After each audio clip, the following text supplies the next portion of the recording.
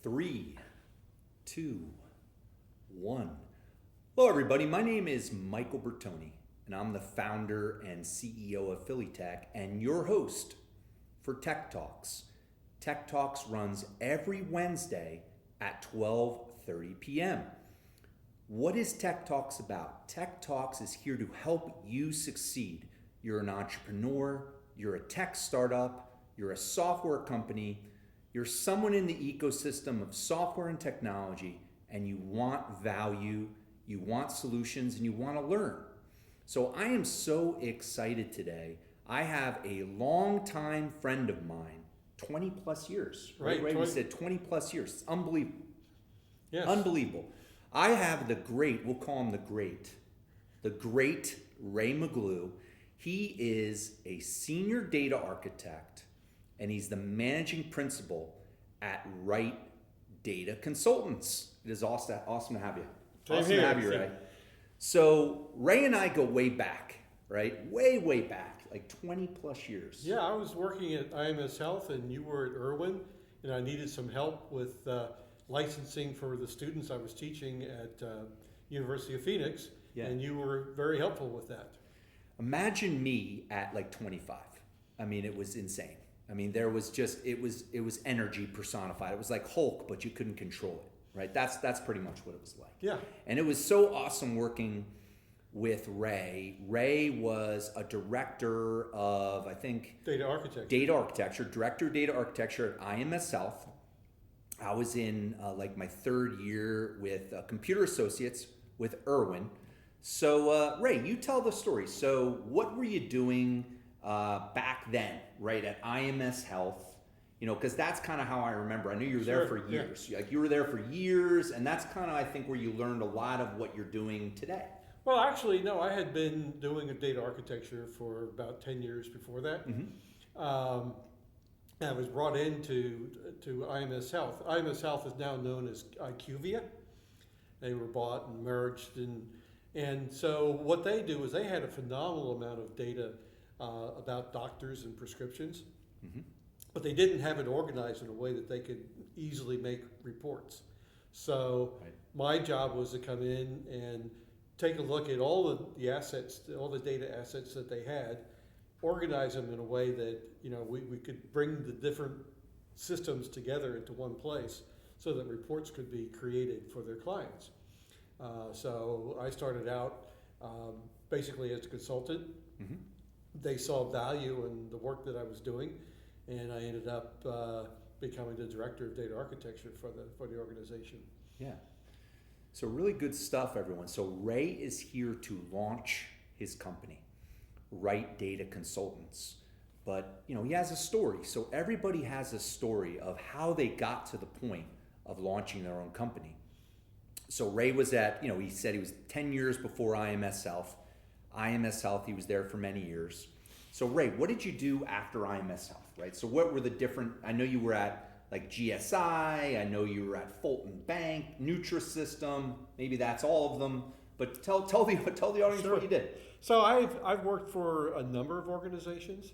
I've worked in the pharmaceutical marketing area for Endo Pharmaceutical and Merck.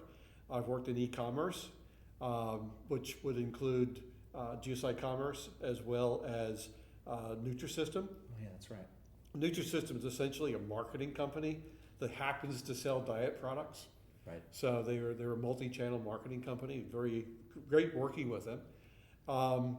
And then a couple of other organizations, Fulton Bank in the financial area, where they had a challenge from the FDIC. And the essential problem that they had is they couldn't bring the data together from their different subsidiaries. And the FDIC said, you've got to show us that you can do it. So they brought in a team of people, including myself. Right. We solved the problem.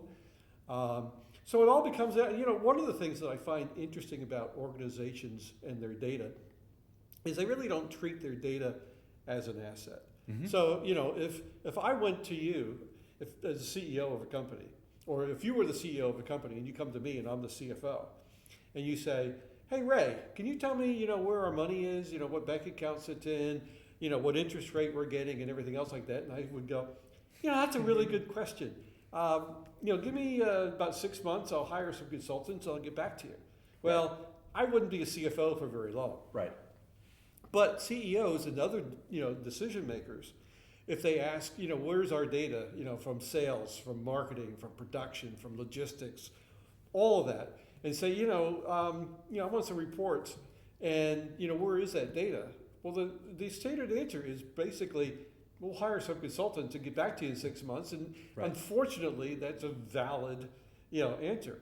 And let's face it, a lot of times the data assets that you have, your customer data, your sales data, it's worth more than the cash you have in the bank. Sure. So we should be, especially these days, not only is the asset valuable, but there's so many more tools, especially in the cloud these days, that makes handling enormous amounts of data feasible. So Ray, just before we get into launching Right Data Consultants, I really want you to sum up for the audience, what is data architecture, right? So everybody, I think, thinks they know what data architecture is, and you might have data architects that you know, but Ray, what is your definition? Because Ray actually also did work on PMBOK, which, the nerdy people in the audience might remember what that is.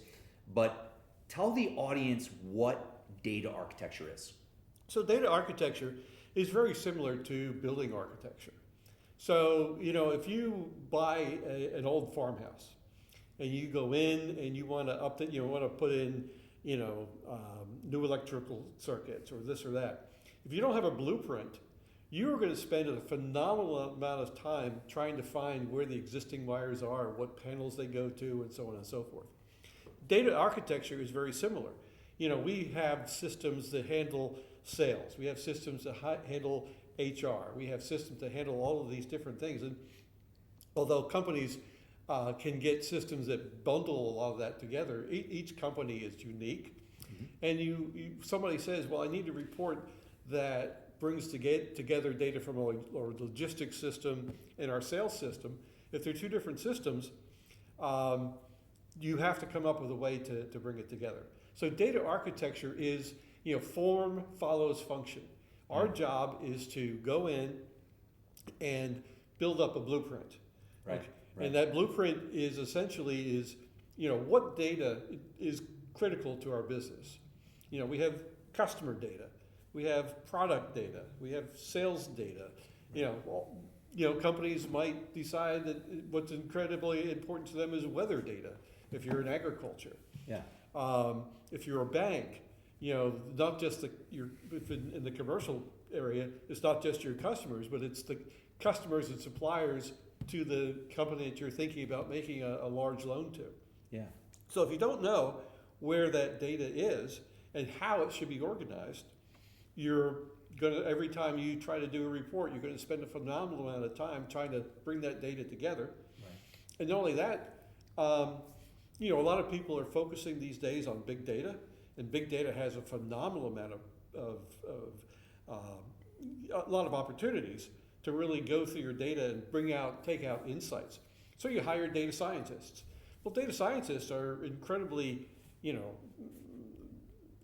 their ability to get the insights out, but they end up spending 80% of their time trying to find the data. Right. And if you have two data scientists and they're both working on similar data, the chances are that they're going to come up with different ways to get the same data, mm-hmm. which somebody's going to be right and somebody not so right. So the data architecture is really, okay, where is the plumbing for this thing? How do we get the data from the different systems, bring it together into one place, and then make it available? And do it in a timely manner, and do it not just bring it together, but make sure we're doing it the right way. Sure. That is a good segue, Ray. The right way. So extremely excited. I've known Ray again for many years, over 20 years, and we are launching his company today, Right Data Consultants. So first off, Ray, tell the audience about your tagline. Right, let's talk taglines. Sure. So I don't know if I helped him with this. I think he had it himself the whole entire time, but I think everybody likes the tagline. That's the feedback we're getting. So talk about the company and the tagline. So what we try to do is we want to be able to give people the right data at the right time to the right people. So you don't want the right data going to the wrong people. Right. So you want to have the data timely, and you want it correct. So that's our tagline: the right data to the right people at the right time. Nice. So every company needs a tagline. So tell the audience, what do you do, right? So what is the core competency of right data consultants? Let's start core competency, then we'll talk about customers, but tell the audience what you do. What are you going to do at Right Data Consultants? So fundamentally is, if you take a look at a company's data assets, there are, literally thousands of pieces of data that they collect. A very small percentage of that data is really the data that is critical to running the business. Mm-hmm. So part of what we do is if an organization is just starting out, if they've just realized that, whatever they're using today, they're not getting the results that they want. The first thing that, we're going to do is go in and identify what are the critical data elements. Mm-hmm. And we do that by, talking to the decision makers and the operational people and say, what data is critical to your business function? What's the right data? What's the right data? We then go and we take a look at how that data should be organized. Mm-hmm. From a very simple perspective, you have customers, you have products. Those two come together in your sales data. Right. So we want to be able to graphically show those kinds of relationships. And that's normally called data modeling, mm-hmm. which is a subset of data architecture. And then we go and we map the right data to the right systems. So we mm-hmm. set up the plumbing that says, here's the data that you need. What's the best way to get it? So, for mm-hmm. example, a company like Nutrisystem is going to have sales data, is going to have customer data, and it's going to have a phenomenal amount of data that comes from something called Google 360. Google 360 basically tracks everybody on your website. What pages are they going to? What clicks are they doing? Where do they go from page to page? And bring that data together so that we can do a couple of things. If we have a customer, we can see how did the customer come to the point that they made that decision. Right. If we have an existing customer and that customer goes to the cancel my program page, then we can sort of get alerted to, hey, this customer is thinking about not renewing for the next month. Maybe we can send them a $50 coupon to keep them going. Right. So it's all about, you don't always put the same data. In the old days, you would put all this data into one big data warehouse. Right. These days, there's some tools such as in the cloud, such as Snowflake, where you can put this phenomenal amount of data for very inexpensively and be able to, again, pull those insights out that right. can really, amp your game up. So if your company, again, is all about data, so if you know companies that are all about data, you need a data architect, right? So I want to get back to value, right, mm-hmm. Ray, because I know in the past some people they're not sure about the value of the data architect. Like, why do we need the data architect? So sum up again for the audience the value of the data architect. So if your company cares about data, and data is important, right? Financials, sales data, maybe even marketing data, all this data, what is the value of the data architect? So the value of the data architect is simply this. If you're going to do, I'll just go back to the building, the old farmhouse. If you're going to be doing a lot of renovations, you have an option of every time you do something, going back and trying to figure out, again, where does all these circuits go? Or you can start building a blueprint that shows that. So every time you do something, you can add to that blueprint. The blueprint, or in our case, the enterprise data architecture, right, is a living document. You don't go off just trying to find out where circuits go to if you don't have a reason for doing that.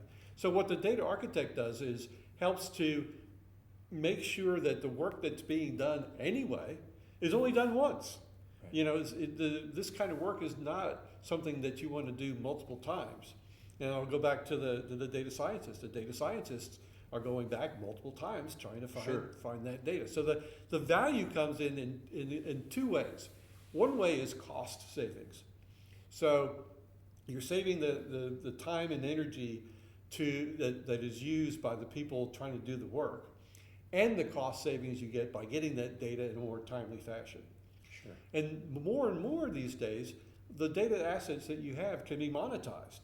Sure. So if you can prove to an organization, say you're an e-commerce company, maybe you don't share your customer names and email addresses and such like that, but you have a lot of insights on your customer buying behavior. That's something that other organizations will consider to be valuable. If you can show, and what data architecture will help you do is show that this indeed is the right data. We've gone through, we've done the quality control, we've done all of those things. And if we sell it to you, we'll stand behind that data. So the insights that you can get from that are insights that you can actually use. Sure. And not that, and even in the financial area, the problem the bank had was it couldn't bring the data together. Well, that cost them a lot of money. At the time, the bank was interested in adding new branches, in buying smaller banks. FDIC said, no, you can't do that until you prove to us that you can manage your data properly. That was a major cost, in lost opportunities. So let me tell you about some pain points here, which I'm gonna frame it even a little bit differently for you, Ray. Sure. My thoughts. Say you're a CFO of a small mid-sized company, right? Say you're the head of IT, you're in finance, you're a CXO. You're trying to make business decisions based on good data. Mm-hmm. You're trying to make a strategic plan, right? You're trying to build your roadmap for the next year or few years. In order for you to do this stuff, you need data. You need someone like Ray sitting next to you as a trusted advisor. Like, I'm trying to make decisions, Ray. Tell me all this data. Like, I'm trying to figure it out. And Ray gets you the data. Right. Ray gets you the data. He's your trusted advisor, so you can make awesome business decisions and make based on data. Right? Right. And I just heard like a horror story yesterday, talking to a guy who's working with a company. And like many companies, instead of having a data warehouse or a centralized place that can get their data, they have it in what we call a spread mart. Different people have spreadsheets on their PCs. Love it. And this person literally in the morning copies and pastes data into this spreadsheet. But they know the spreadsheet, which was created by somebody who left the company a couple of years ago, isn't quite right. So they have to now take the data that comes out of that and then adjust it for what they know is wrong. Right. And by the time a decision maker goes through all that work, they're kind of burned out. Right. We should be able to give them that data that they need in the morning when they come in, or more. Many executives now get it on their phone when they wake up, so they know what they have to do that day to adjust. So there are hundreds of different companies out there in the Philadelphia region, and what I've been working with Ray on and telling him about is the fact that Ray has banking experience, Ray has e-commerce experience, Ray has insurance experience because he's got this experience in his past lives. So within your business, right data, who do you think the ideal type of client is? Right? Is it a small company? Is it mid-size? I have my thoughts on it, what I think, right? But it could be an enterprise, could be a lot of different ones, but what do you think your ideal client looks like? Well, first off, I always say that I only work with clients who use data. If you don't have any data, don't call Ray. Right. But maybe if you want data. So, I'm really looking at the small to medium-sized companies. A lot of times you find, especially with the COVID disruption, a lot of new leadership comes in. And that leadership comes in with certain expectations based on where they were.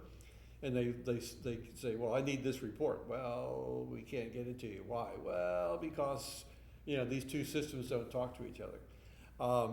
So what happens is a company realizes that they have these bottlenecks that are keeping them from being able to make the decisions day to day or strategically that they need to. Mm-hmm. What customers are most profitable? Which customers would we, quite frankly, prefer to go to our competitors because they're costing us too much more. So you may have a customer who orders a lot of stuff, But if they're also returning it, you want to know that beforehand. You want to be able to bring the data from the different systems. So if your return system is different than your sales system and you can't bring that data together, guess what? Sure. So it's this, and what I've found is by having the experience with the different types of organizations, manufacturing, banking, insurance, e-commerce, so on and so forth, there are similar patterns to each organization. Mm-hmm. And yes, so banking is financial, but every organization has a finance department. So knowing about those aspects, so it makes it a lot easier for me to go in and I can look at the patterns. So I'm not just, I don't just have a narrow base of experience. I have a much broader base. Right. So I can bring in the patterns from the other types of industries and apply them to there. Nice. So what has it been like since you launched, right? So you kind of launched your company during COVID, sure. Right? Yeah.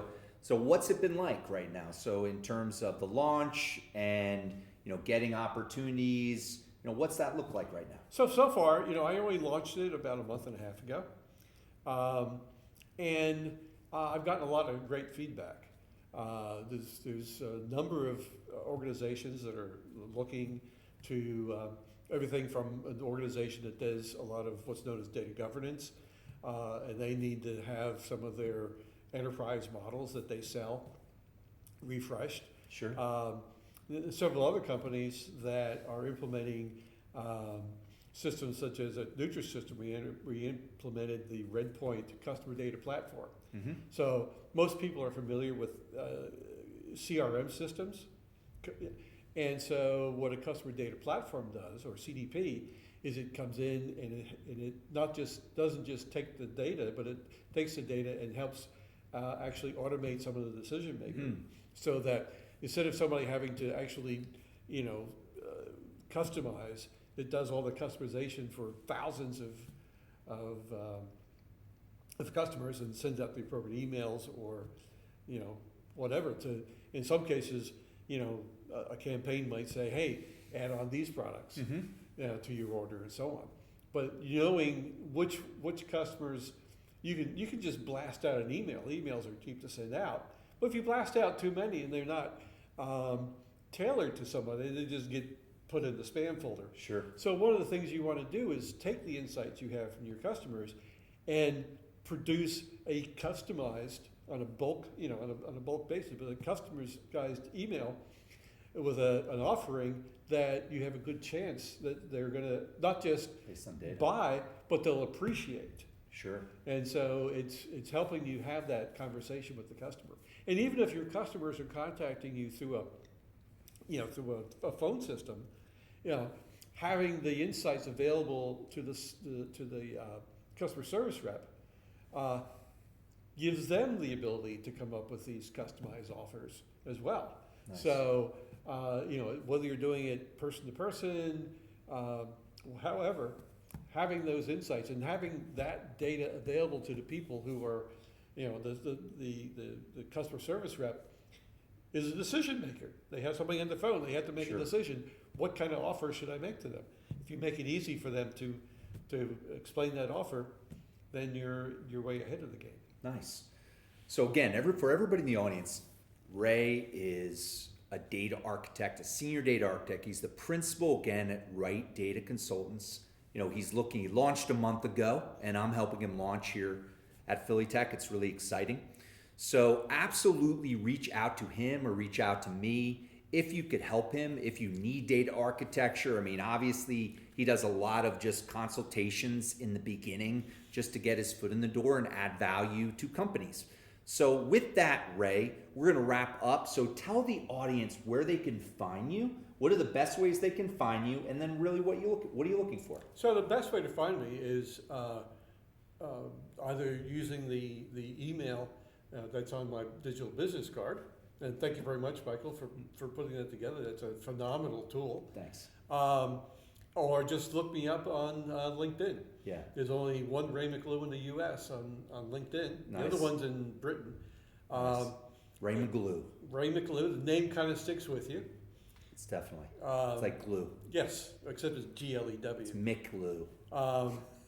And I'm active in a number of organizations, such as DAMA. I'll put a plug in for DAMA. DAMA is the Professional Society for Data Management Professionals. Sure. Which includes data architects, data governance. We're not a DBA kind of focus. We're a platform agnostic organization. We have one of the most successful chapters is right here in Philadelphia. We get people coming and giving presentations to us, and they may have been up to, for example, New York, and they look at our organization and they compare it to New York and say, you guys have so much more activity than a much bigger city. Nice. So that's the other. So DAMA, dama-phila.org. Nice. So if you get a digital business card from Ray McGlew, you better click on set up a meeting, because I built that for him and was excited to do it, excited to launch companies. And so Tech Talks and just myself, I'm all about helping people, right? So absolutely reach out to Ray or reach out to myself if you need help in these areas. And again, you could find me, Michael Bertoni, pretty easily on LinkedIn. I've got over 17,000 LinkedIn connections. So it is awesome to have you. Appreciate really having us on the show, or having you on the show, Ray. Right. Great to have you here. Let's do an elbow pump for, it's COVID elbow pump stuff here. So come on back to Tech Talks every Wednesday at 12:30 p.m. and see you next week. Talk to you soon. Thanks.